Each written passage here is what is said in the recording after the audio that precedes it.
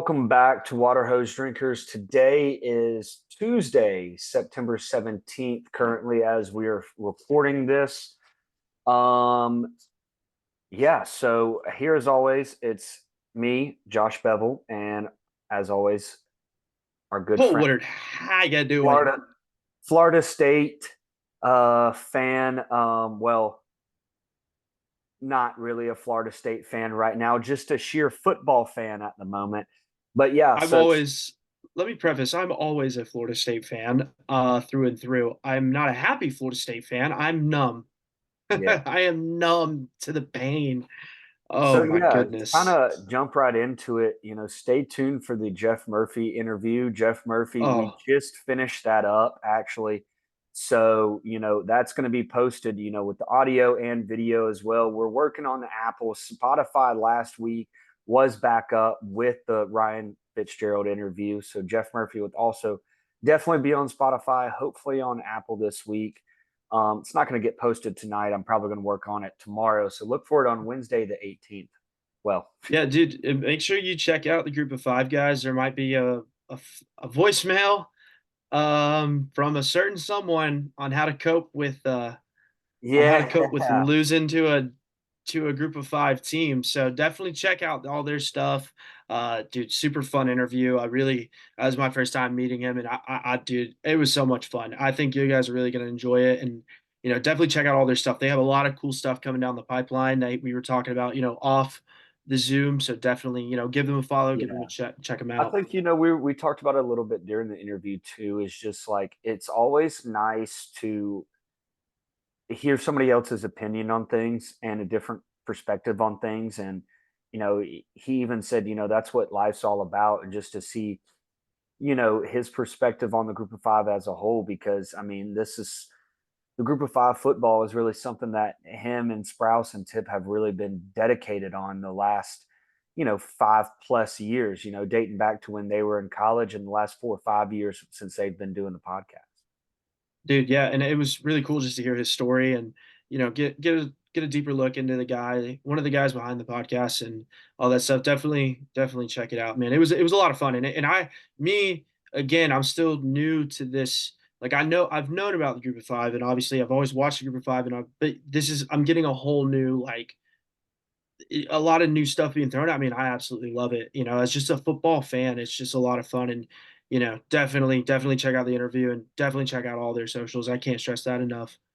Yeah, so we'll jump right into it. All song of the week for me this week is Freeborn Man by Hank Williams Jr. I don't believe Oh, this great is the song. original Hank Jr. song. I don't know. I very well could be wrong. So somebody fact check me. But Freeborn Man by Hank Jr. I was listening to some I was listening to him on the way home today. I put on Dinosaur and I was Oh, singing it at the top of my lungs in the car. That's not my song of the week though, but I do love me some good old country. My song of the week is actually a buddy of mine. I met him at FSU. He's a great guy, up and coming artist in Nashville. His name is Joe Noto, right? He did the block party. He was one of the people for the block party last week in Tallahassee, and I'm rocking with his song "My Buddy Jack." So definitely give him a listen, give him a shout. Joe is a friend of mine. He's a great guy. Definitely give him a follow too on all his socials. I'll send you the song, Josh. He's got a really I good. just put it on my playlist. Oh So yeah, dude, you're gonna love it, dude. It's a great yeah, song, and it's perfect for the week that I'm having. I'll tell you what. I've never heard of him before. So I'm always that kind of guy that I love new music and just like kind of Dude, discovering music. I mean, I know you're not a Spotify guy, are you? I'm an Apple Music guy. Yeah, see, I'm a Spotify guy, and I mean, I've got 127 hours of music. I'm a one playlist kind of guy, and I've got Me too. 127 hours of music on one Yeah, playlist. I will say I'm not gonna. He comes from a very successful family. His cousin played Major League Baseball. I believe it's his cousin. Yeah, I believe it's his cousin played Major League Baseball for the Toronto Blue Jays. That's And sick. his other cousin is a current NFL player That's also sick. on on the Jets. Oh, who's his cousin? his cousin is currently still coming back from a leg injury. Oh, his cousin's Jordan Travis. No shit. Jordan Travis, yeah, That's dude, sick. yeah, dude. So definitely give I'll send you his Instagram, man, and he's All a right. great Well, guy, and I'm always rooting for him. what Joe Noto? Joe Noto, Joenoto, man. Okay. He's the guy for real. We got to work on getting him on the podcast call. Yeah, I'll definitely. Oh yeah, no, definitely, definitely. I'll see what I can do. Yeah. So yeah, dude, to kind of jump right on into it. I guess we normally kind of save a lot of Georgia Southern talk to kind of the end of football talk, but we're going to switch things up and we're kind of switching things up this episode. So we're going to jump right on into the Eagles, baby. Well, when you're Um, 3-0 against the spread, you got to talk about it. I mean, dude, it's just like, good dude, come good on teams now. win, good teams win, great teams freaking cover, baby. We're 3-0 against the spread. I guess you could say against an FCS school, you see the South Alabama score, right? Dropping 87 the other day against whoever it was. I can't even remember who the hell they were playing. So I think all the Georgia Southern fans, well, not all of them, all the unrealistic Georgia Southern fans were like, oh man, we got to drop freaking 80, 90 on them just to be a good game. It's like, man, hold your horses. South Carolina State is a good FCS program, I might add. Their They quarterback, beat their they beat quarterback is stud. Jackson State a couple years ago in the Celebration Bowl. If you remember with that when Travis Hunter and Yes. Shador were on there, Yes. and they're good. They're good football. A very well known FCS HBCU program, but that's not even the biggest story that I want to talk about with Southern is I believe that you guys have what no turnovers or is it no No interceptions. interceptions? JC has Yes. not had a turnover. I believe we have one fumble dating back to the Boise State game. Hmm. That Hmm. went Dude, for a turnover. how was the vibes in Statesboro? It was a night Dude, game. man, a great crowd. It felt great to be back under the lights, man. Just started the fourth quarter, lights go off, the blue lights come on. I mean, dude, it doesn't matter who you're playing, you gotta love it. We hosted an FCS school and we still had about, I want to say there was about 22,000 fans there. Oh, 20, that's twenty three great. thousand fans there. And, that's about 20,000 more than Georgia State had. And they were hosting an SEC school. And they So, won. yeah, and they won. And I was watching the video of them storming the field, which big win, dude. Big program win. They got 2 Power 5 wins over 2 SEC schools. So great for their program. But, watching the video of them storming the field after the game, it's like, dude, where the F is everybody, dude? Like, I'm telling you, if Southern hosted, I know it's Vanderbilt, okay? I know Vanderbilt is the worst of the SEC football program, but this is still SEC, okay? I'm not Hmm. trying to discredit Georgia State on that victory. As much as I want to discredit them on that victory, I'm not going to. But I can guarantee you, if an SEC school comes to Statesboro, goes to Boone, goes to James Madison, Liberty, whatever, man, you're looking at probably one of the highest attendance in the school's history. And Georgia State can't even sell more than half their freaking tickets, dude. I It's think we've I think we've given them enough of their let's stop with the yeah, Georgia. yeah. They're nothing. They're nothing. And I'll tell you what's something. Our boy Tyler Fromm finally getting in the end zone. Things are starting to come together. Finally, Dude, things are finally, starting to come dude. together. You know what I mean? Those interviews that we had before the season started were starting to manifest a couple things. We got the Yeah. strip sack last. We got the strip sack at No, Nevada. not a strip sack. It was a forced fumble. It was a Forced forced, fumbles. Sorry.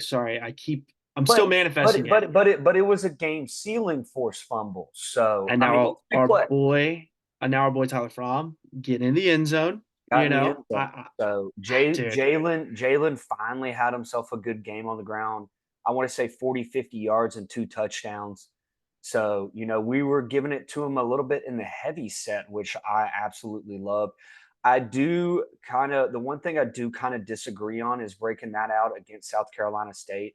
Yeah, it was a couple good times where we needed it and it resulted in touchdowns. So, you can't really complain. I just wish that, we're inside the 5 against Georgia State, and you haven't seen that yet this year. That's the only thing, but, like, at the end of the day, you put It's some good to extra work on it offensive though. linemen. It is good to work on it, and, even if they know it's coming, putting those extra big boys in there, man, it's still hard to stop whether you know it's coming or not. I know you hate the term, but man, give me so if you're gonna line it up, right? Like hypothetically, next you got Ole Miss this week. Next week, Mhm. Georgia State. You're on the 5.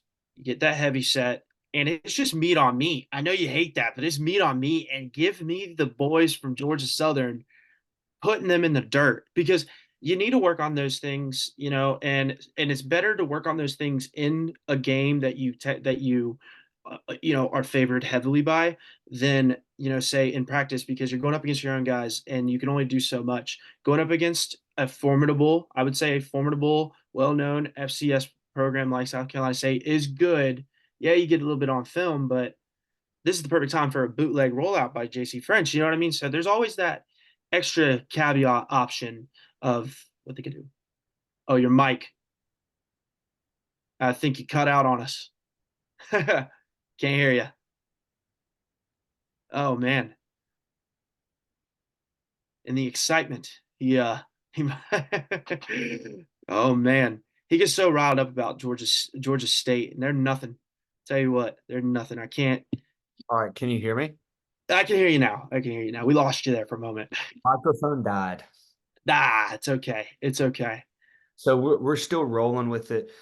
But yeah, I mean the options are still there. I think the offensive line has improved.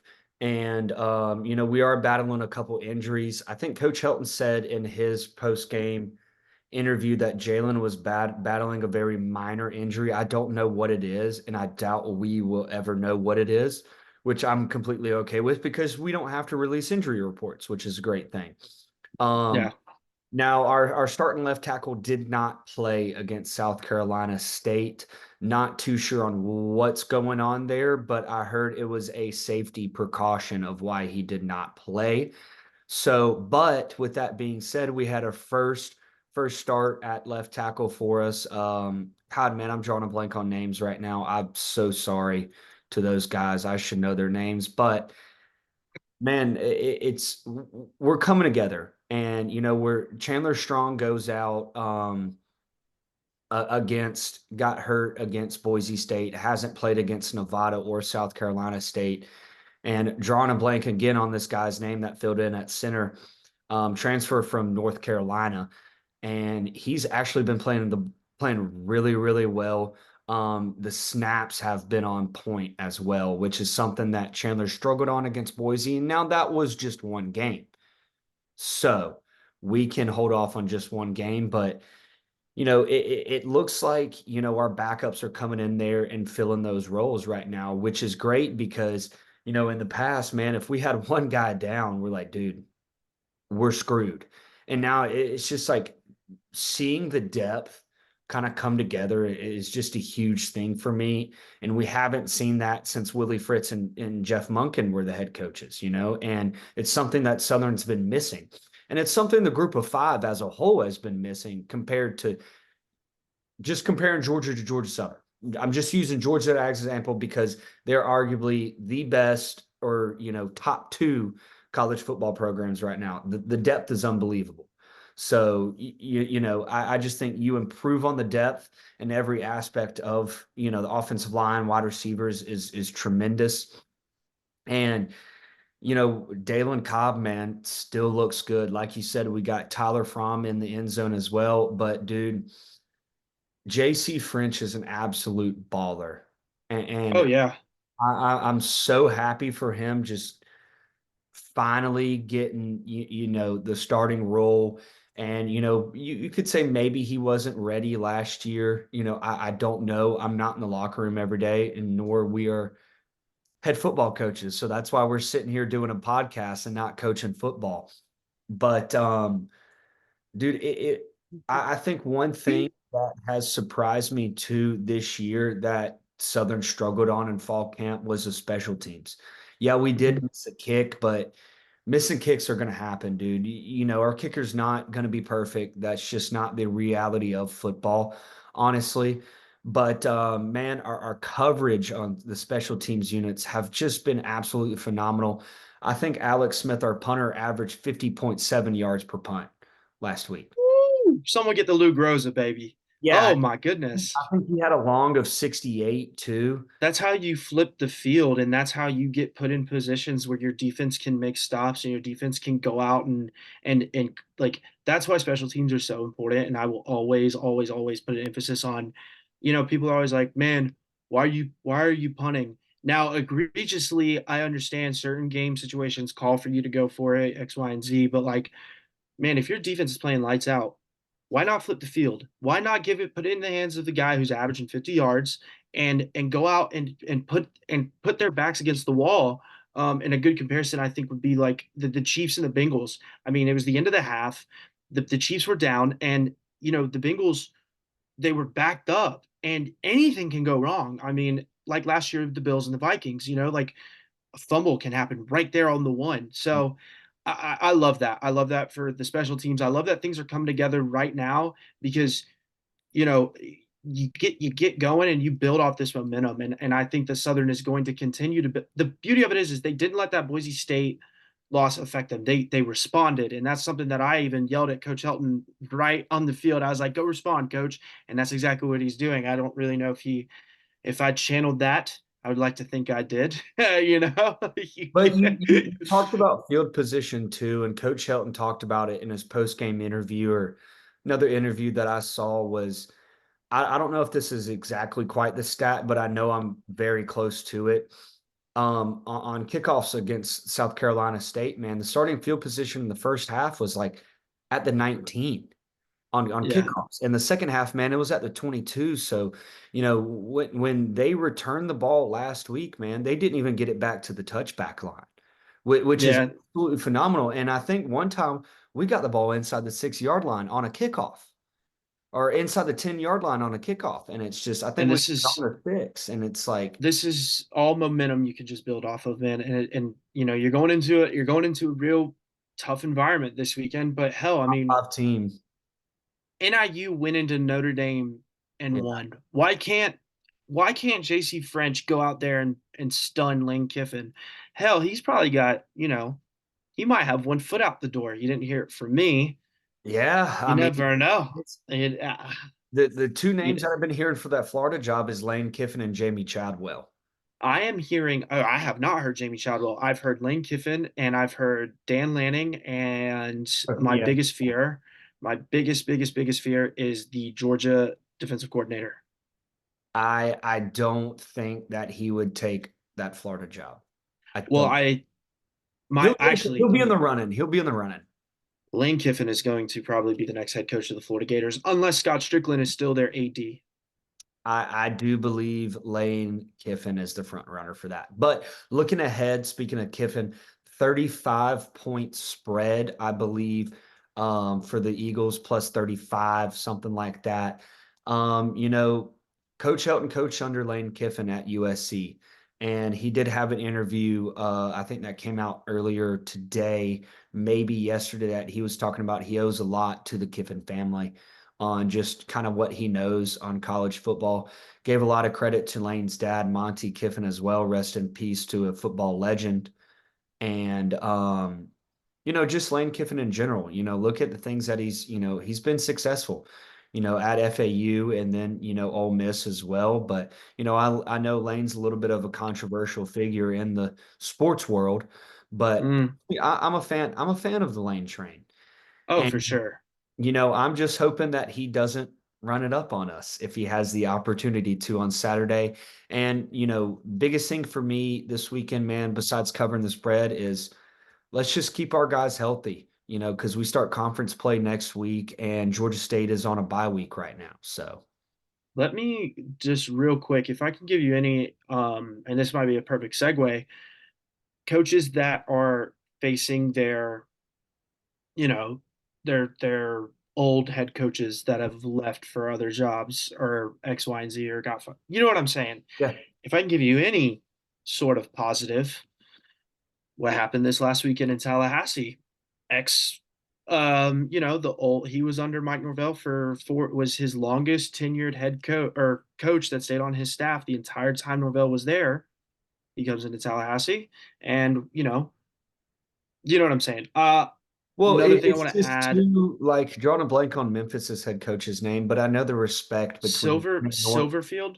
Yeah, but I mean, what I'm getting at is I know that respect is still there, between Hmm. them two, and the respect is still there between Lane and Coach Helton. So, it's always a really cool thing when coaches like that, kind of match up that have a good relationship. Obviously, they're going to compete in or have a competitive nature, obviously, and they're going to compete on the highest level. But, I just like, coaches still having a good relationship kind of coming together like that as well. I'm looking at Ole Miss's schedule. They start SEC play next week, Yes. so that's another.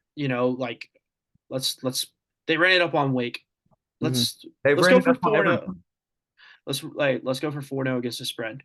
man. I believe. And Southern's the best team that they're going to face up to this point. So before they start conference play, Give me the Frenchman, Legata. I will. He is going to make sure that there is a cover. They are going to cover this spread, and I don't know if I'm gonna put it on my card because I've got to oh, I got to hone in. I'm putting it on my card, 100%. Yeah, I gotta hone in on my stuff. I have my goods and my bads, but yeah, I like you guys to keep it. We're gonna 4-0 against the spread. That's what I'm looking for this week. And speaking of 4-0, 4-0 spreads, against the spread and stay healthy. stay healthy, stay active, stay energetic. That's all I got on the Eagles, though.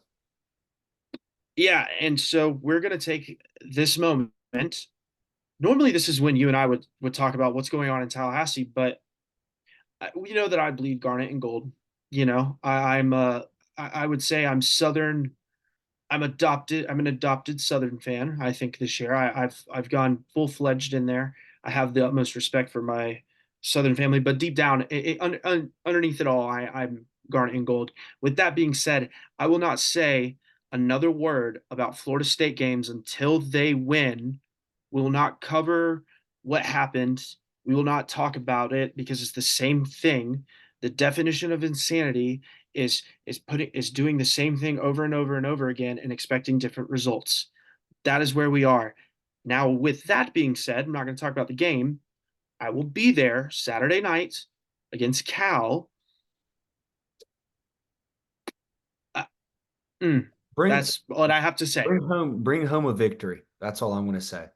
This is the problem that I have. If we beat Cal, I have a fear that I have to move back to Tallahassee because obviously, we can't.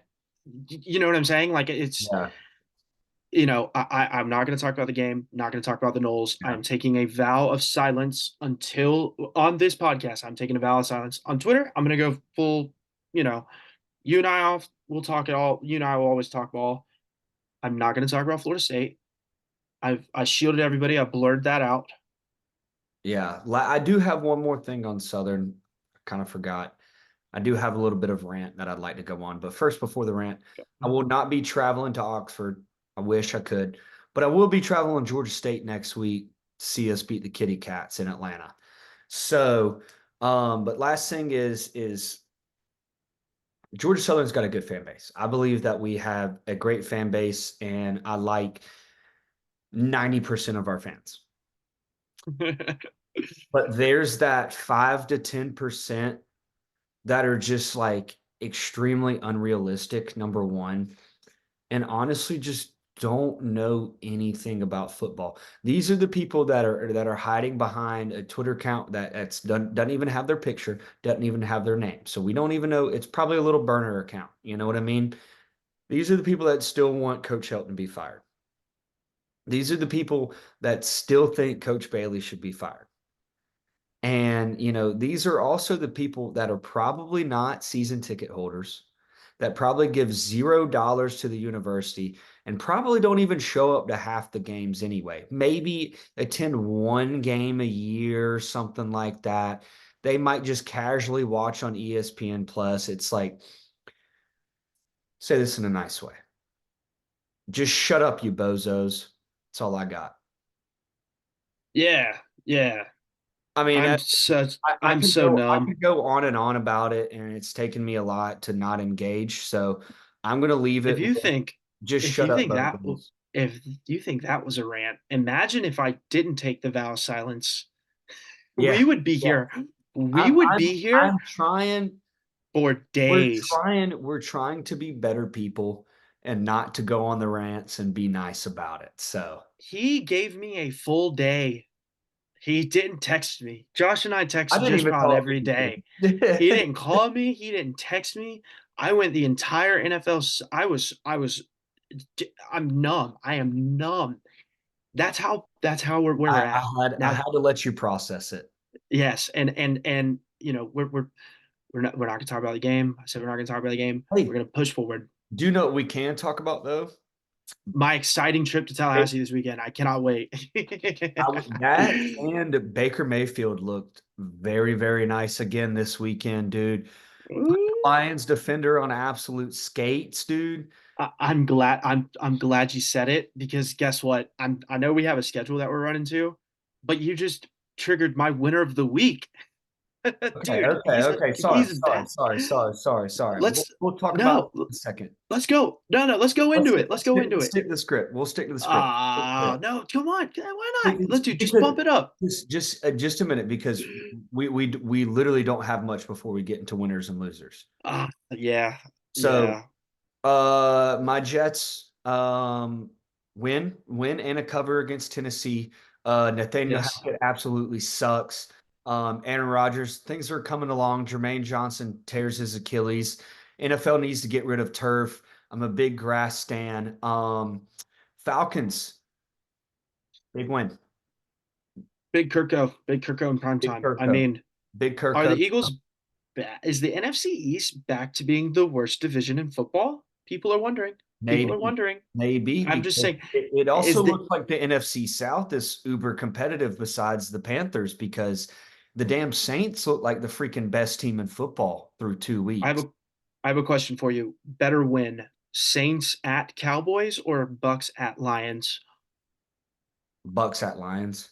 Thank you. Appreciate that. Someone tried to tell me Saints at Cowboys, and I went, the Bucks had four defensive starters out. Vita Vea, by the way, I No, believe it's only an I MCL just think sprain. okay, that's not too bad. You can come back from that, but Hmm. I just think that dude, the Cowboys always have a Cowboy game, and Yeah. that was just a Cowboy game, dude. It's Dan Campbell and the Lions have been consistent week in and week out, and just with the injuries that the Bucks have, and we can tie this into your winner of the week as well. Just with the injuries that the Bucks have on their roster, and just I don't know, man. I think the Lions are a better team than the Cowboys are. I mean Oh, for sure. that's just the reality of it, which is so crazy that we're talking about the Lions are a better team than the Cowboys, but Oh, dude, the Jets are a better team than the Dolphins. I mean, yeah, yeah. it's look at us. Hey, look at our franchises. They were down in the dumps, but look at us now. Yeah, see, you know, we just got to get our Super Bowl. It's been since Super Bowl three, so Oh my gosh, a Bucks Jets Super Bowl would be incredible for this podcast. I don't think I would say a nice word to you all week. I I would would I would make sure that we watch it together and live stream our reactions for be that. talking so much shit to you if that day actually occurs. I'm just gonna let you know this now. The Bucks are undefeated in Super Bowls. So knock Hey, on wood. I want to keep that. so we're the Jets, baby. So Someone's got it. Yeah. So yeah, winner of the week. I want to I want to touch on a little bit more on the NFL just overall. The Okay. NFL sneaky weird season we're having.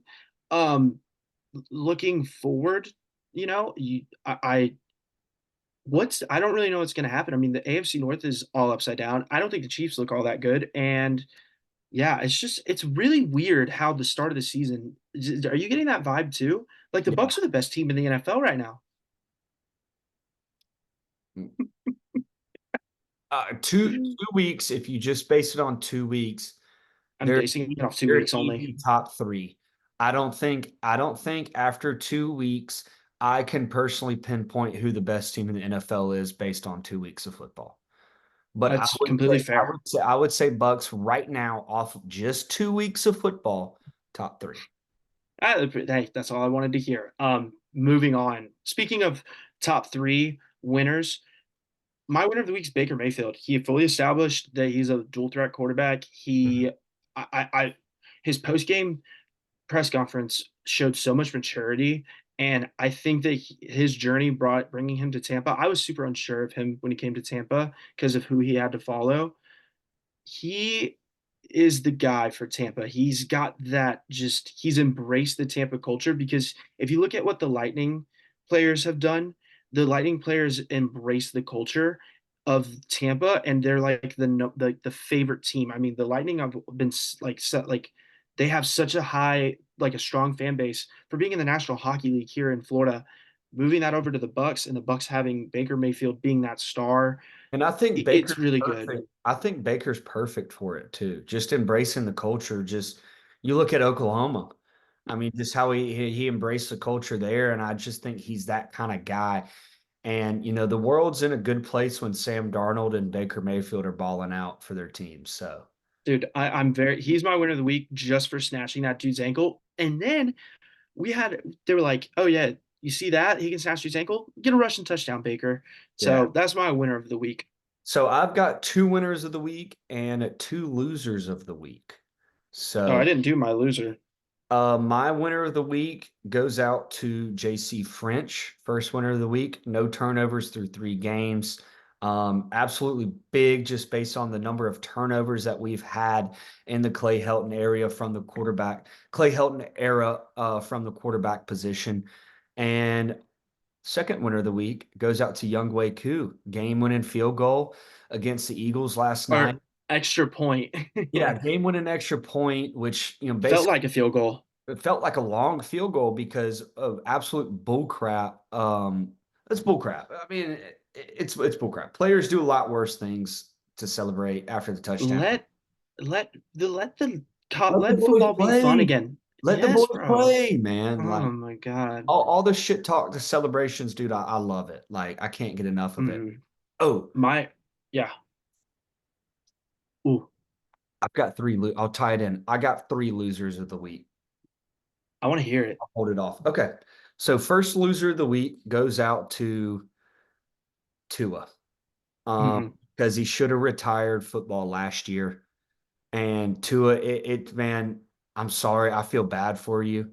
Sorry you're the loser of the week, but you should have retired when you had the chance before this would have happened. And you need to retire right now. Loser of the week coming, I would think coming from us, just as watchers, is not a term of like, oh, he's a loser because he got a concussion. It's like a dude, you got to put your health forward. You're not like a loser, like, haha, look at him. It's a dude, Yeah. realize like we mean it from a place of caring because I Yeah. don't want to see him back in the I don't want to see him get hurt again. You know, I don't. I don't. And it, man, it's time to oh, think about your own health. And I'm pretty sure he's got a wife and kids too, man. It's time to think about your family and just honestly, man, the way I would think about it is, do you want to be there for your kids in the future and just, man, be honestly, just be mentally okay. Because I mean, we all know, we as football fans, we know what brain injuries can be like, man. They're scary. And just the number of concussions he's probably had in his lifetime of playing football we is don't even know, unreal, you man, know. because he's easily had 5 or 6 brutal concussions in the NFL. And then you Yeah, think well, about your four time that we know of, and for then that there's we the know of. ones Exactly. I Just knew you he you had a think about concussion. college, yeah. Dude, twice Uh, now with the fingers, man. fingers, yeah, yeah, dude. And Second loser of the week goes out to the Carolina Panthers organization. Man, I don't think Bryce Young's the problem there. I just think, dude, they got a bad owner. Just they got a bad thing going on, man, and it's not good. I don't think Bryce Young's the problem. I feel bad for the guy personally, just for we getting talk, he got dealt a we bad hand. He's got no help, and he's got a shitty yeah, owner and a shitty organization. we talk about relocating teams to like all over the place. Mhm. And like we're like, oh, the Jacksonville Jaguars will go to London. Jacksonville Jaguars have a great fan base. It was a downpour and people were still rooting for them. Move the Carolina Panthers to Orlando. Let's get 4 teams in one state. Yeah. If you put them in Orlando, I saw like a tweet about it. Just the tourism alone and just Oh yeah. having like yeah, would be great. I mean, This they with the Disney right there too. Like, hell yeah. yeah, dude. So Well, I think, dude, that owner just bring them down there. the only hope for that franchise is if they sell the franchise, honestly. Yeah, yeah, And it's horrible. my last loser of the week, don't know what this guy's name is, but this is kind of the opposite of what we were talking about with Tua. It's because we feel bad for Tua. I don't feel bad for this guy because he is the ultimate loser of the week. The ultimate loser of the week. I don't even care to look up his name. That's how much of a loser he is. Number 5 for South Carolina State. So we Okay. our seats are in the cabanas, right? So Southern is coming towards the cabanas, towards the video board, right? Yes. So a big play happens. We throw a little screen past Tyler Fromm, picks up about 3 or 4, get it inside the 5. And Tyler runs this dude over. And I mean, just ran his ass over. The guy saved a touchdown by a yard. But he got his ass ran over, and we gained an extra probably about 3 yards or 4 yards because he hit him about the 5 yard line, and we got to about the 2 or 1 yard line once they made contact. And he's sitting over there, he's like, yeah, like come on, and like celebrating for like saving a touchdown. And you know me, I'm starting yelling. I was like, dude, you're about to get lit up in the film room because you just got your ass ran over.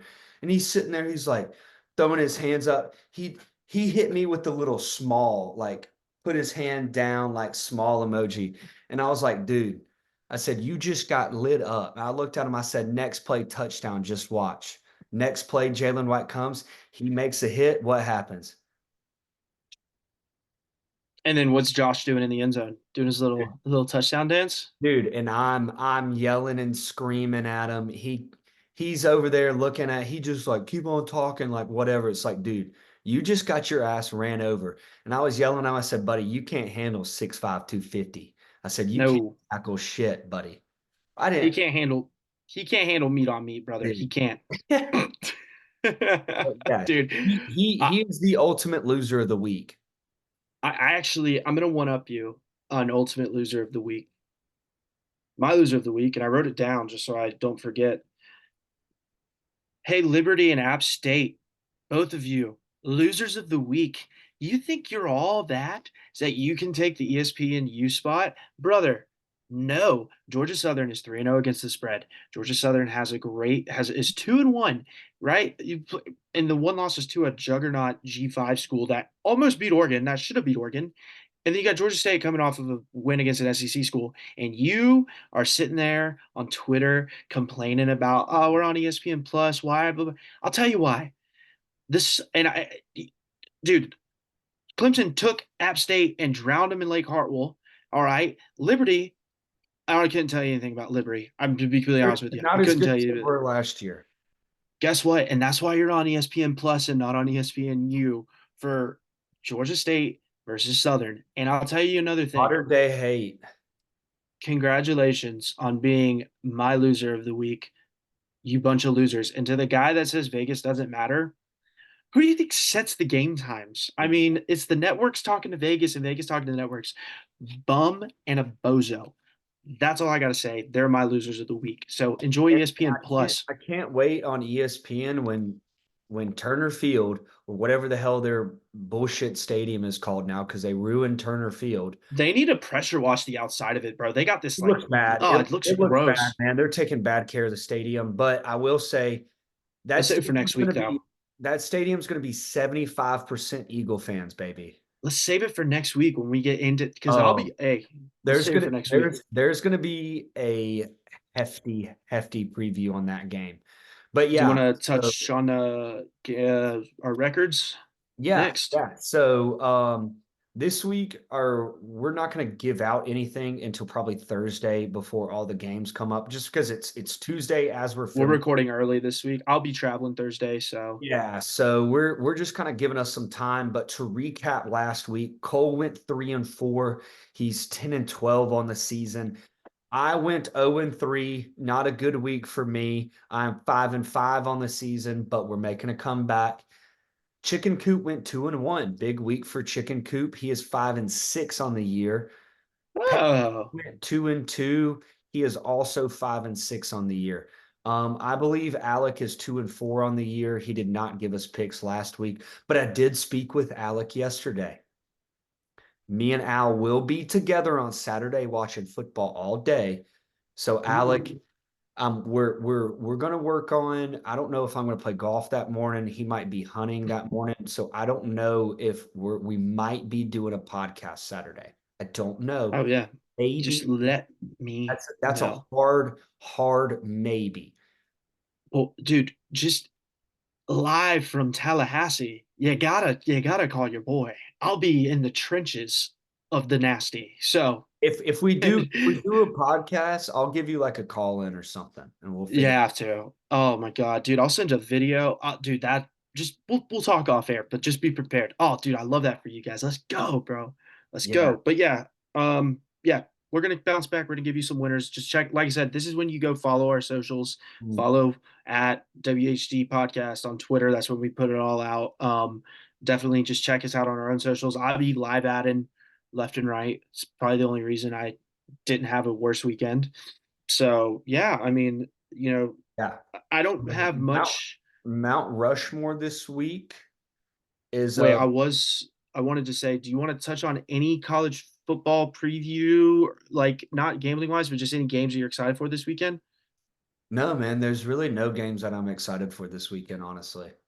I can give you one game that I'm super excited for. What? I haven't looked at the dude. I truly have not looked at the slate at all. Okay. The day of reckoning is here. I'll Bullies by a billion.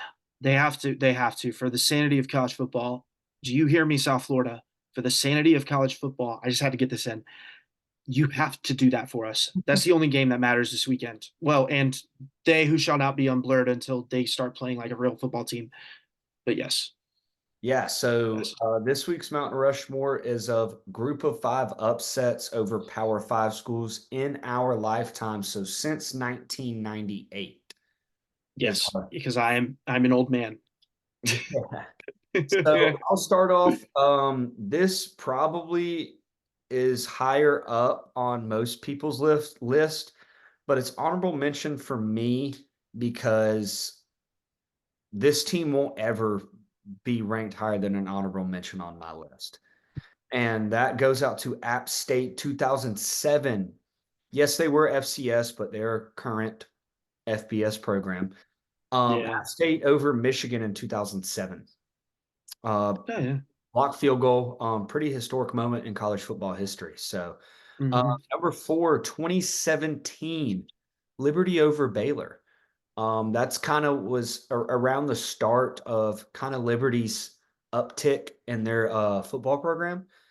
And number 3, 2007, going back to 07, Navy over Notre Dame in South Bend. Snapped one of the longest losing streaks between teams in college football history. Navy was on like a 43 game losing streak against Notre Dame. So We snap. love the troops. Yes, yes. And my number 1 and 2, man, they're very obvious, but these are the only 2 group of 5 wins that truly matter. So number 2, 2022, Georgia Southern over Nebraska. I was lucky enough to grace Lincoln, Nebraska with that victory. And Nebraska fans were super happy. So you're welcome. We gave you Matt Rule. Oh yeah. Oh yeah, you did. Yeah. So number 1, we're going to go back to 2013. I was lucky enough to see this one in person as well. Georgia Southern over Florida. Did not complete a pass. Jerick McKinnon, you know, Jeff Monken was the head coach. And man, you're welcome because I'm pretty sure we gave you Dan Mullen. So maybe. They've been going through a carousel of coaches, brother. It doesn't Couldn't tell matter you. because the Gators suck. They So can. Oh God, that's dude. That just you put You put a chill up my spine just now. Oh my Dude, God. it doesn't Thank you for matter. that. It doesn't matter because all this Billy Napier getting fired talk, we're the opposite. Hand Billy Napier a freaking lifetime contract and be done with Please. it. Keep on losing, please, Florida. Thank you. Oh my gosh. That's yeah, no, that's a wonderful list. It's super biased, but we love a biased fan. I mean, look at me. Come on now. I love it. I got to be biased for my 1 and 2. Of In course, of any college course. football fan, you got to. 100%. Now I'm gonna my list, my honorable mention. It's the Louisiana Monroe upsetting Nick Saban and the Alabama Crimson Tide right before Nick Saban went on the Hall of Fame run that he went on. So that's my honorable mention. Number 4 might be recency bias, but NIU over Notre Dame, just something special. I think that happened that day, and I agree. I was out on the golf course and everyone just started blowing up my phone, and I was like, being in like college football group chats and stuff like that, I was like, "What are you guys talking about?" And I checked the score and I said, "Oh my god!" I believe I was with my little brother. We were golfing that day, and I just said, "Dude, and you just beat Notre Dame." And he goes, "Oh my god, I got to text my Notre Dame friends." There's just something that feels good when Notre Dame loses to a G5 school. Sorry to interrupt you, but I was with one of my buddies and his dad watching the games, and we saw that game in, and we were just screaming because it was awesome. And Buddy's mom comes out. She was like, "What are y'all yelling at?" We're like, "NIU just beat Notre Dame. NIU just beat Notre Dame." Like, you gotta love it, man. Sorry The to interrupt you. best, dude. No, no, no. Like, it's just moments like that. Like, if I it's love feel good college moments. football. I freaking Me love too. college football. Me too. I'm super happy. I wish I could say I'm super happy right now, but we all know I'm numb inside. Where was I at? Number 3, App State, Michigan. I just think that's just iconic. The blocked field goal. Why did the guy not go down? I don't know. That might be just some inbred mindset. Like I got to score more points, Yeah, but you know how App State, people work, dude. Their brains don't ever fully develops. They say your frontal lobe and your brain fully develops by 25, but App State just their brains just never really fully develop. So I will say this caveat. I haven't told you yet. I do know one of their transfer O linemen from my time at FSU. well, he sucks. So That's fine. That's fine. That's fine. But he wasn't born this way. Let me just clarify that. So, but yeah, yeah, you get what I'm saying. if he Oh, ever mentions the podcast, just tell him he's never allowed on because of the App State ties. So okay, that's fine. Hey, listen, that's fine. Boise State in the Fiesta Bowl over OU, the Statue of Mm. Liberty, the hook and ladder to the Statue of Liberty Ooh, that's a play, good one, dude. That's a good dude. one. The Statue of Liberty play. I cannot tell you how many times backyard football I ran that play with my friends to the point where it's like you knew it was coming because I'm inside the 2 yard line in backyard football. I'm still gonna run it, dude. And sometimes I pretend to do it and then I still throw the football. It's a great play. The hook and ladder, or I call it, you call it what is it? Stanford, where the band like, or I guess it's Cal, but it's Stanford or backyard bullshit. Hook and ladder, whatever you want to call it. I just think that's iconic. And then my number 1, if you thought that I was not going to get through this Mount Rushmore where you went the week before and took their souls out, and then I got to go the next week on my way to a national championship in that year in 2013 when they were already down bad. It's Georgia Southern beating UF without completing a pass. I don't understand how you as a SEC Power 5 at the time team like the University of Florida can't even like you stopped the pass, but you can't stop the run. How miserable and how crappy of a program you have to be. And that, my friends, is my number 1 because oh my gosh, you could and any Gator fans that are listening, you can you can do the Jacksonville State jokes. Hell, you can do the Memphis jokes. Nothing will ever beat how sorry you guys are and how sorry, sad, and depressed that program is. And honest to God, I just think it's funny that Josh was there one week and then I got to go there the next week and just you were already dead and I got to he already drained the swamp. I just set it to a blaze. So Yeah, Yeah, hail Southern, we put them hail Southern, we put them in the coffin. Y'all put them in the ground.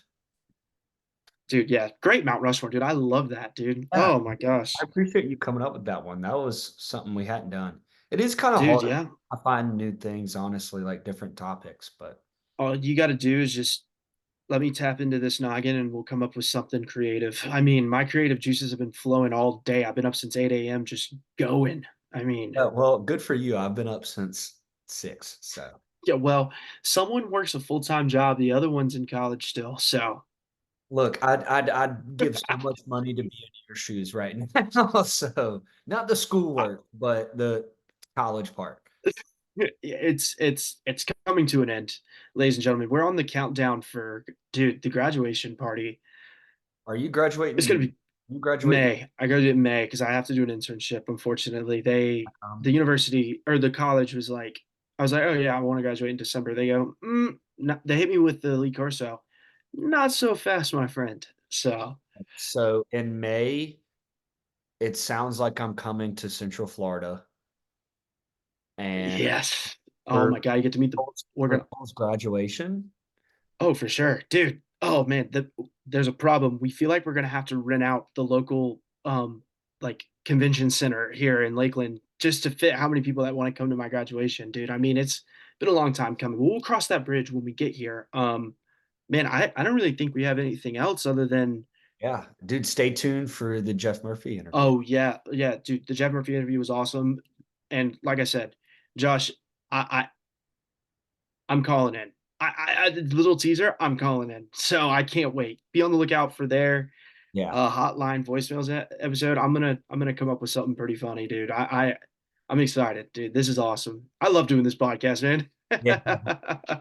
Hey, Oh man. oh, another good one this week as always. Oh So yeah. Yeah. Make sure like, subscribe, follow us on all our socials. You know the drill, guys. Just trying to just tell all you gotta do is just tell a friend. Tell a friend about the podcast, and like just hail Southern and go Knowles. uh, hey, hail Southern. Hey, go Knowles. Yeah. See you, brother. Welcome back to Water Hose Drinkers. Today we are here with, I guess, 1/3 member of the group of 5 guys, Jeff Murphy. First off, Murph, we appreciate you coming on the podcast, and we can't thank you enough. No, I appreciate you guys having me on. Excited to talk ball with the water hose drinkers and see what kind of trouble we can get into. Oh yeah, man, I'm super excited. Thanks again for coming on. I ever since me and Josh kind of been going back and forth, and I told him this. I have such a new appreciation for the group of 5, and I have an utmost respect for them now after what happened to me last weekend. So, you know, Yeah, you we got to recognize, man. Memphis yeah. came in and took it to you guys. Yeah, it's not hard to do right now, but I love the quality of football we're seeing from the group of 5 as a whole.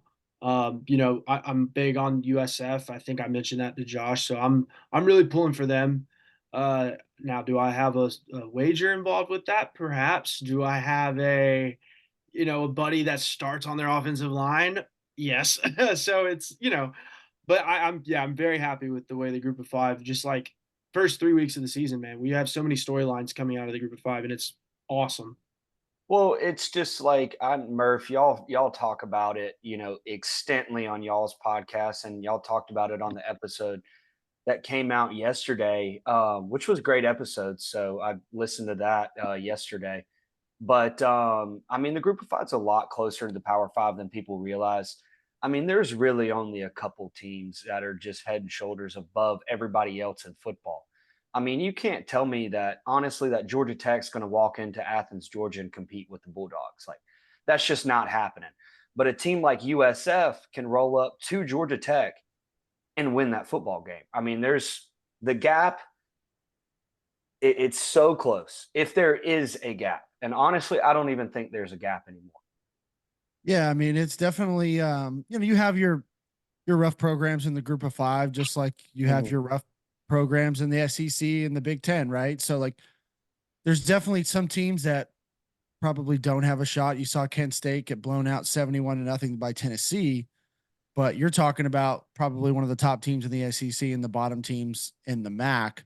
But then you see what NIU did, went into South Bend and beat Notre Dame. So yeah, there's about 3 to 4 teams that are just different, and it's the last couple of years, it's been Georgia, Michigan, Ohio State, and Alabama. Now Alabama has a new regime, new coach. Saban's gone, so we'll see how that goes. It seems like DeBoer, who's a group of 5 guy as well, is going to do a pretty good job over there, at least through the first 3 weeks. But yeah, I think nobody's beating those teams though. And if you look over the last 5 years, there's only been maybe 1 or 2, even that includes all the Power 4 programs as well, that have beat those teams. So I hate it when the mainstream media just goes on and is like, oh, the group of 5 can't compete. They're just playing for playoff access. They're not actually playing for trophies. It's like, yeah, everybody plays for access. And then when you get into the big dance, let the chips fall and everybody's got to play the same game, and we'll just see what happens.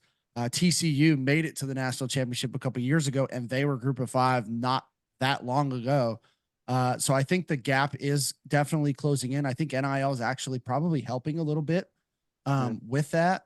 And time will tell, but you give me some of these group of 5 blue bloods against a Power 5 program or Power 4 program. I'll take them every day, twice on Saturdays. Oh, I 100% agree. And I mean, you said something that, group of 5 is playing for access or whatever. That Josh Pate tweet fired me the hell up. It took everything in me just not to respond. And I've tried to get better on responding to some of those people out there, just because, I mean, I'm talking with pure emotion here, and everybody's saying that, oh, just look at Cincinnati a couple years ago, getting blown out, got beat by 30. It's like, okay, if you put just any other Power 5 school that could have gotten in there, I guarantee you they're getting blown out in that game by 30 points. Maybe Yeah, worse. 100%. I think at halftime they were only down by like 10. Mhm. So like it wasn't like just right out of the gate they got blitzed. Like it was close to halftime, and Bam ended up pulling away, and that's just the physicality aspect of it. The group of 5 tends to get beat up towards the end of the game, and it's just hard for them to sustain that against the Ohio States and Michigans and Georgias of the world. But if I'm not mistaken, another team in that same playoff got blown out even worse. So let's keep that in mind as well. 100%. I like to look at the quality of player that comes out of the G5 too. Like, Sauce Gardner is one of the top corners in the league for Josh's Jets and stuff. And I'm really, really, really excited to see Ashton Genty going to that next level. I think he should be the front runner for the Heisman for what he has done. Mm-hmm. But then again, it's a quarterback heavy award, and it's just like we could go for days talking about the players that have deserved it and the players that make a name for themselves at the G5 level that don't get the recognition that they deserve. But then, they go to the league and they ball out. Everyone's like, oh, they just came from the school. Like I said, the talent is very close. And I'm loving the quality of football that I'm seeing. And back to Josh Pate, we might even see, I think it was you guys, 2 G5 teams make the playoff. There's a world where 2 G5 teams could make the playoff. And that'd be very cool in my opinion. I'm all for that. More the merrier. Personally, I'm cool with 12. They're moving to 16, so that just means more invitations to the dinner, I guess you could say. Well, Yeah, I personally don't like the auto bids. I just think that you should take the 12 best teams no matter who it is. We could see 6 group of 5 teams in there. It doesn't matter to me. I just think you got to take the 12 best teams at the end of the day. I just don't like a sole group of 5 auto bid. I can't stand it. Yeah, the problem with us getting 2, I'd love it, but the people who make the rankings, they're never going to give us that much credit. No. That they're going to say that we're lucky to have the 1 and we need to know our place. And that's why they want to give us the 12 seed. So we'll play probably the 2nd ranked team in the SEC. And then, who knows, we'll see what happens. But I'm just hoping we can get one of our teams that can run the table. UNLV's in a good spot right now. Memphis is in a good spot. If one of those teams runs the tables and wins their conference, they're going to be higher than 12. and we'll hopefully get a good draw in that playoff spot and be able to do some damage. But yeah, you just see the committee already, the way, you know, Notre Dame was still ranked above NIU after NIU beating them. They don't want to give the group of five the recognition they deserve. And that's why we started the Group of Five Guys podcast to highlight the players like you're talking about. I mean, you just look across the NFL, Josh Allen, Devontae Adams. I mean, you can just go down the list of Hall of Famers, Marshall Faulk. I mean, there's great players at these schools. Yeah. And we've had the privilege to go to the Senior Bowl the last couple of years and check out the guys entering the draft. And it's just been awesome to watch. And when you get them in that situation, I promise you, you can't tell what school they went to when you get them on the same field. It really doesn't matter at the end of the day. And me and Cole were actually talking a couple weeks ago about the Senior Bowl. You know, hopefully Southern gets some guys in there this year that we can go watch at the Senior Bowl. That's definitely something on my bucket list of just college football things to do. But Murph, you said, you know, obviously the Group of Five does not get the, you know, national recognition that it deserves, and that's one reason why y'all started, you know, your platform and all that. But you know, kind of just tell us a story of how, you know, you, Sprouse, and Tip, how kind of it got all started on your side of things. Yeah, so obviously we all played at Middle Tennessee State, so we're Group of Five alumni, and at the time it was Sprouse and Jesse. There was originally 5 members. Now it's kind of dwindled down to 3 a little bit, but they were sitting on their back porch and watching a game, and kind of was like, man, we just, you know, we played at the Group of Five level, and nobody ever talked about us, and there just wasn't the coverage that, you know, Florida State, Clemson at the time, you know, Georgia, Alabama, that they were getting all the pub. Every time we turn on ESPN and CBS, it'd be one of them, same highlights over and over again.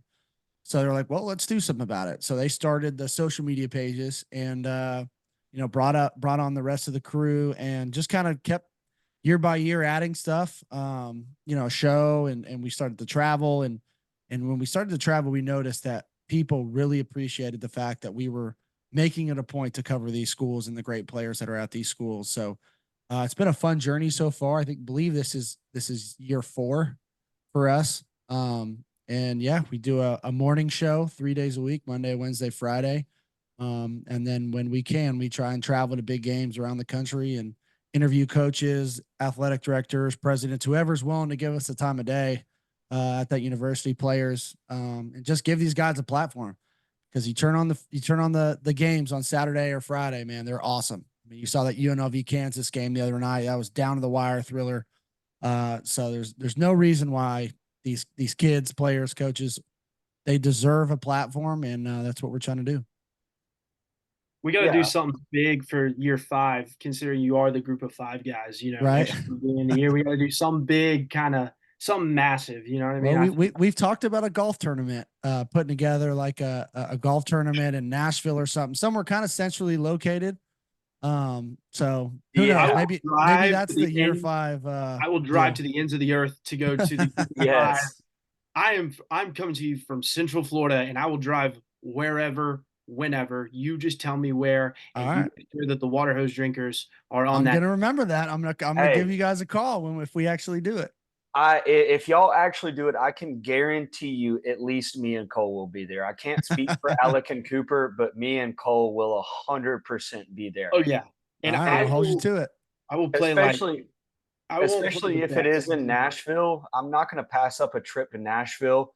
And even if it's in like Murfreesboro, hell, I've never been to Murfreesboro. Give me a good excuse to go there. So yeah, man. Well, there's a ton of golf courses around Nashville and the Murfreesboro area. So we'll find a good one and would like to do, you know, we got a couple good relationship with some coaches and stuff like that. So it'd be cool to kind of get a big, just Group of 5 event, raise some money and maybe give it a good charity to give some of it away to, and just do something cool kind of for year 5. So we'll see.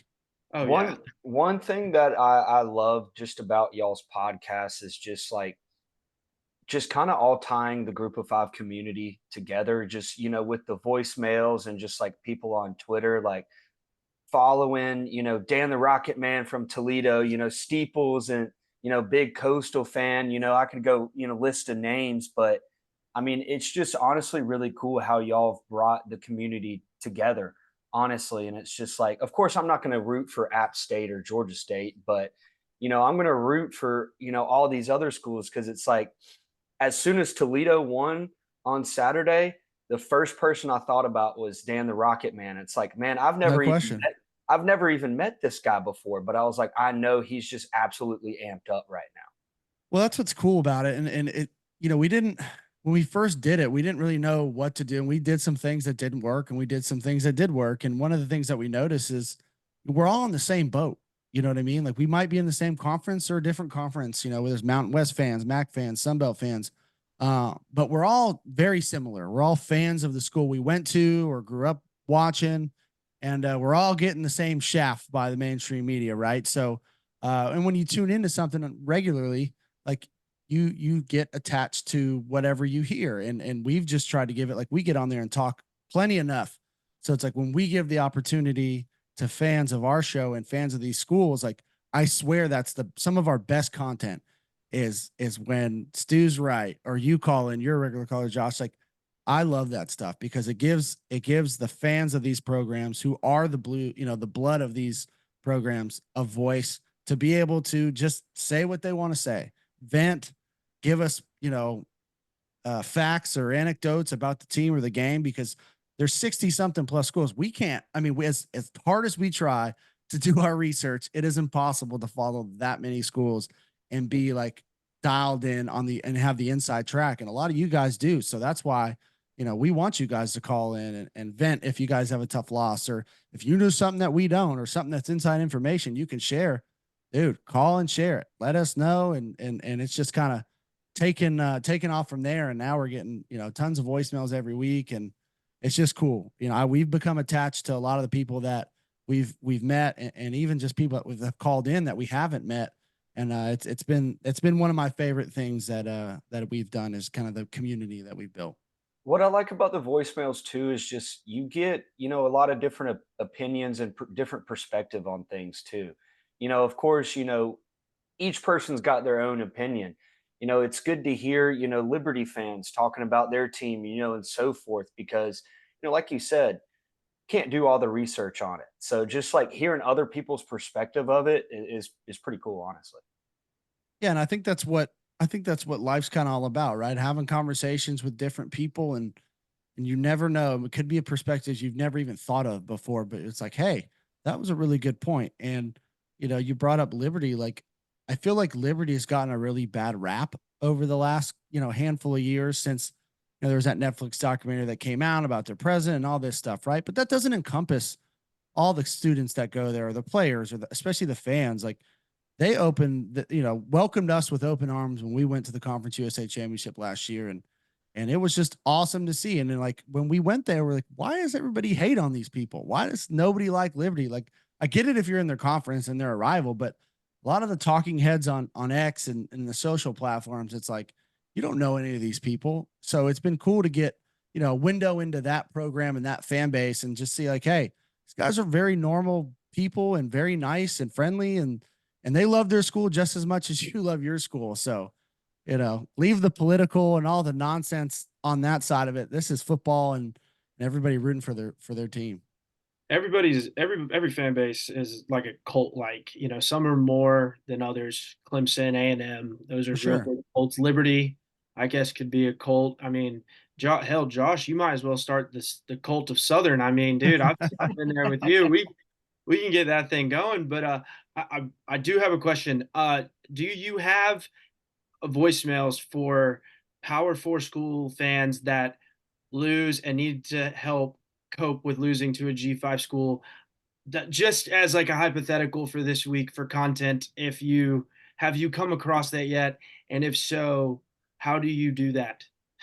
Hey, so we have not yet had a Power Four fan call in and vent on our show, but the hotline is always open. It's always welcome. I can give you that number, 615-900-4286. So if you just feel like you need to get something off your chest, you give that a call, buddy. We'll play it on the next show. And it'd be a good first, I think, for our show. I'm not gonna call for statistics or to, downplay any great, perhaps Tennessee-based university. I will just ask for, how do you deal with it coming from a Power Four fan, but yeah, I'm aside from all of that, I think that the G5 matchups, I've always been a fan of the Maction Tuesday nights, and now that I'm in a gambling state, I'm in Florida, so I can legally bet, and it's such a nice thing to have like Tuesday football, Wednesday football, Thursday football, and I just love it the coverage that they get. It's not like it's on ESPN3; it's on the mainstream ESPN. And hell, I was watching Texas State versus Arizona State over I think it was the Bills and the Dolphins. I preferred that 100%. and Mhm. that egregious targeting blunder that we are not going to talk about because officiating's been horrible over, it's just I love what they're doing. They're plugging it in ways that it gets more eyes onto the universities and stuff like that. So I'm a big fan of it, and I just love good football, and that's what it's been recently. I mean, shoot, we got some great games this weekend too, and I'm really looking forward to it. Absolutely. I love the midweek games from a watching it and betting standpoint. I'm a degenerate just like you. And take the over whenever you get the Tuesday night actions. There's a lot of scoring in those games unless Oh, it's yeah. snowing.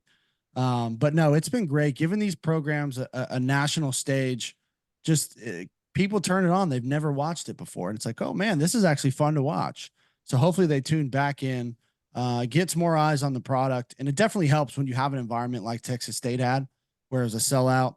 It's definitely tough when you get some, I'll just use my alma mater at Middle Tennessee. You get a Wednesday night game and there's not very many fans in the crowd. That's a tough, it just kind of makes the environment feel like lesser than when it's not.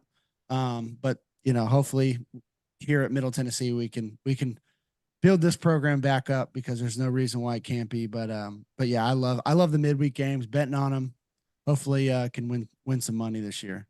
Dude, Uh, there's nothing like the guys in the snow with their shirt off for action games in Western It's Michigan, great. Kalamazoo, like, man, I just love it. I love it. And then, I'm a big fan of it. So, we'll see. And Middle Tennessee, we got to stand up. What are we doing? I know it's first year head coach, but come on, what are we doing?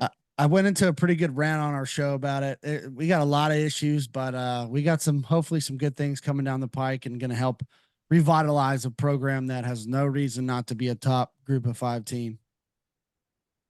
Kind of staying on that Middle Tennessee track, what brought you to Middle Tennessee? Because you're from the West Coast, aren't you? Yeah, I'm a California kid, San Francisco Bay Area, born and raised, and went to Laney Junior College, played 2 years there. Really? They were on the, I can't remember if they came out with a new season since then, but they were on Last Chance U. I think 2 seasons Yeah. ago. And just got an opportunity, man. Louisiana Tech was recruiting me first. Ooh. Ended up not taking me, but told Middle Tennessee because their coach had just left Middle Tennessee to go to La Tech, and said, "Hey, I know you're looking for a quarterback. I'm not taking this kid, but he's pretty good." So Stock offered me a scholarship, and decided to say, "Hey, you're buying, I'm flying. Let's go." And came to Middle Tennessee and met my wife and got 3 kids and a business now here in Murfreesboro, and I love it, man. Never left. I love where I went to school. Love this town. All my family's still back in California. We try to visit as much as we can, but with 3 kids, it's that's an expensive flight to the West Coast these days. Oh yeah. What position you played, or I guess what position did you all of y'all played? I know Sprouse played offensive line, but Yeah, he was an offensive lineman. I played quarterback. Jesse, who used to be with us, was an offensive lineman as well. And then Zeke was a special teams guy, long snapper. Played on a bunch of special teams, and Tip didn't play, but he was with us every step of the way.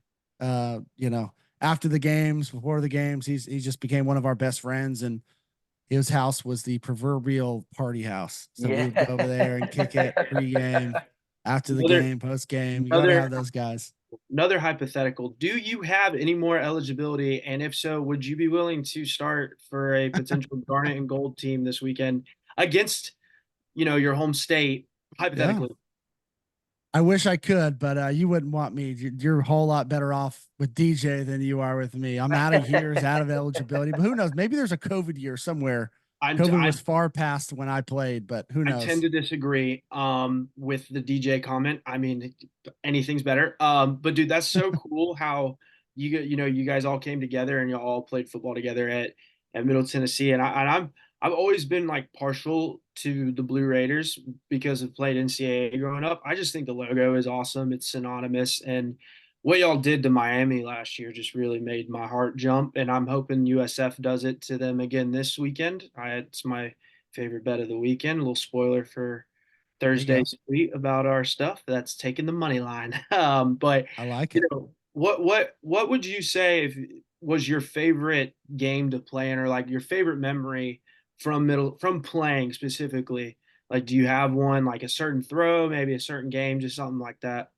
Yeah. So my junior year, we got to go to Neyland and play on the road, and we didn't win that game. We lost 21-0. But I got to play. I didn't start that game, but they yanked the starter after the first quarter, so I got to play second, third, and fourth, and just it wasn't sold out, but it was a pretty damn big crowd at Neyland, and just I'll never forget. It was like third down. We were in the red zone, and like it was the loudest pop of the game because I think we were only down 7-0. And yeah, I just vividly remember I look up and you see Reggie White, Peyton Manning, like all the Hall of Famers around the ribbon in that stadium, and like the ground is legitimately like vibrating.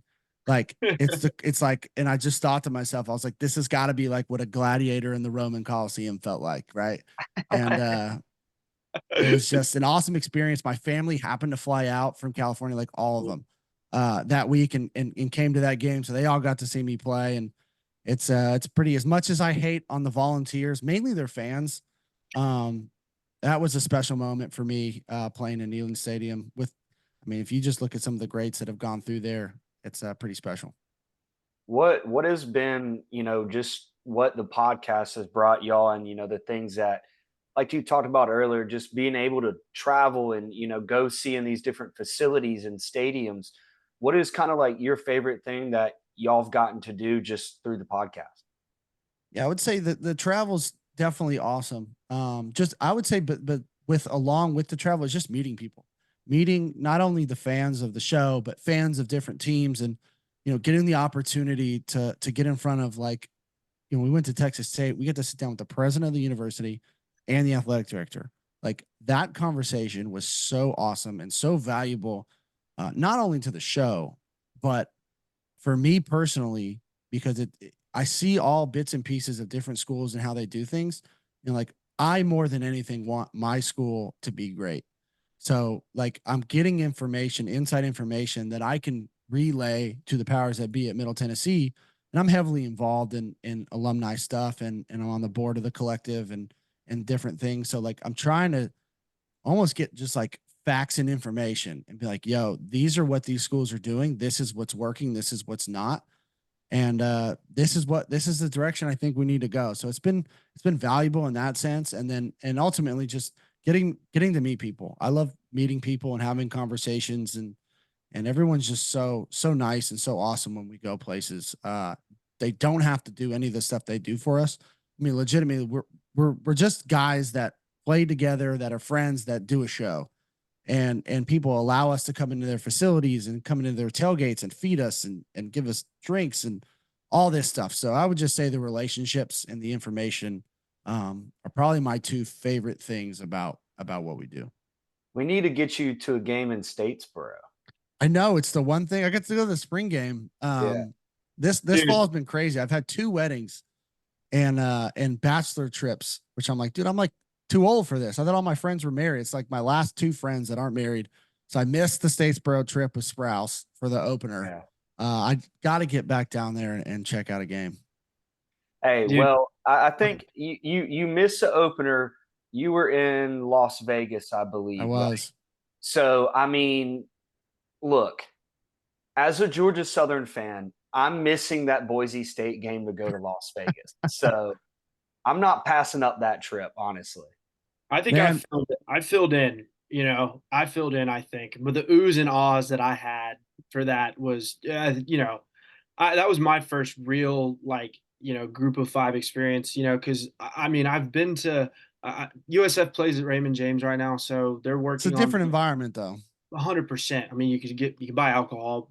Back then that was like the reason you go to the USF games is you can get alcohol in the stadium. But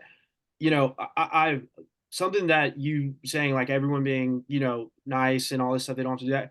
I had that experience as a complete outsider, going to Statesboro and never having really attended a true, like, G5 game, 2 G5, like, big named programs, and everyone was just super nice. Granted, I was decked out in, Yeah, Southern gear, and that helps, I think, but even the Boise State fans were super nice, and that's something that I mean, I've been to plenty of power four versus power four games, and we're assholes to each other, So there's some nice guys and stuff like that, but of man, course.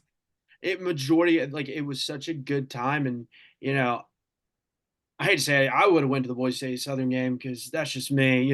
Group of 5 guys, water hose drinkers, were almost I full. know. I know. Full power together. Yeah, no, I had a good time in Vegas, and that was just something I couldn't miss. A good friend of mine. I'm in the wedding party, so I had to go and do that. But I've been to Vegas a handful of times. If it wasn't for that specific reason, I would have been in Statesboro. Statesboro is a special place, man. I've gotten the opportunity to go there. I love the town. It's just a great like college town. They do it right. They back their university. They show up and support each other. Not only the community supports the school, but vice versa. Community, the school supports the university as well, and that's what you're supposed to have. When you live in a college town like that, and they just do a great job. And I can't wait to get back there. Hopefully, hey, I'm high on Georgia Southern. Who knows? They maybe could make a run, and that last game of the year might be pretty big. Yeah, I don't know what you got planned for the last game of the year, but some so-called inbreds are rolling into town, Statesboro, so up in the mountains of Boone, North Carolina. But I know we're wrapping up on time here, but Murph, we appreciate you again. If you kind of want to, shout out your restaurant, if there's anybody listening here and that are from Murfreesboro or Middle Tennessee fans, give a good shout out to your restaurant where they can find Group of Five Guys on socials and all that good stuff.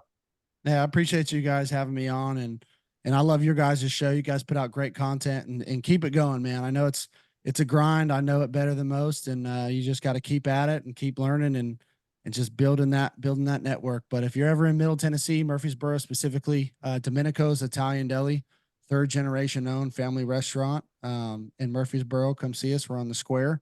And yeah, if you're into college football, specifically the Group of 5 level, check us out at Group of 5 Guys on all the social media platforms. We're on all the streaming platforms as well. We do a morning show 3 days a week, Monday, Wednesday, Friday. We're on YouTube, Twitter, Facebook Live, all of it. So come check us out, or you can check us out at group5guys.com. Hey, give out that hotline one more time for it. Oh yeah, yeah. Needs to call in. I'm gonna If anybody listen needs to back. vent, you got it, you got a problem, you got something that's going on, 615-900-4286. Leave your name, leave your voicemail, whatever you got, and we'll play it on our next show. All right, Murph, man, we really appreciate it again. Thank you as always, and we hope to see you soon. Oh Hey, yeah. appreciate you Wait, guys. I got one more thing. We You got a got- best bet, G5 best bet that I will hammer this weekend. Not the bullies because I'm already locked in, but give me a best Okay. bet, degenerate to degenerate. I will hammer it. And this is This is my Man, olive you're putting branch of pressure on me. friendship. Olive branch of friendship. Hold From on. I water don't to want drink. I don't want to steer you wrong. Let me pull up the full entire slate here. I will play whatever, and I will put a substantial unit on it, depending on how I do on Thursday night football game. Southern plus 35.5 in Oxford. A 3-0 against the spread, baby. I mean, gotta keep it going. Let me look here. I had to I'm gonna- just had to get that in. You know what I mean? I got to. I have Of to course. get. Of I'll course. I'll No. give you there's one that I like a lot, but I'm a little worried, but Yeah, I too bad. You've already spoiled it. Give it to me. Give it to me. Come on. it's gonna be Thursday night. I think South Alabama goes in at Boone and steals one. Ooh.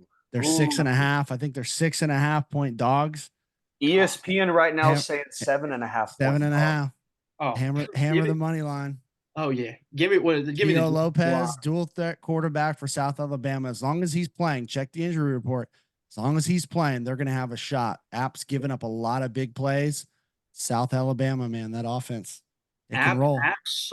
App State Soul is still lying dead on the banks of Lake Hartwell, you know. So I'm saying The I'll only take it. thing, the only reservation about it is Boone is different.